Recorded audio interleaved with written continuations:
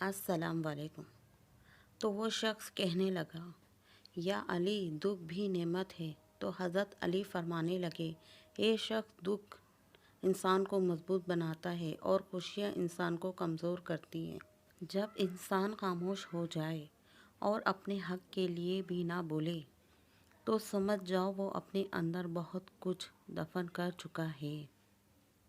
بعض تکلیفیں ایسی ہوتی ہیں کہ ہمیں لگتا ہے کہ جیسے اب ہم مر جائیں گے، جیسے اب کہیں سے کوئی مدد نہیں آئے گی، اور پھر ہم جلدی مایوس ہو جاتے ہیں۔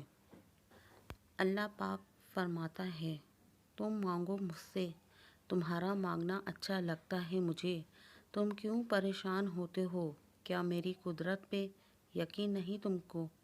رات کی خاموشی کے آنسو ضدی بچے کی طرح اپنے رب کی بارگاہ میں بات منوا لیتے ہیں، اور اللہ اس لاڈلے کی بات کبھی رد نہیں کرتا۔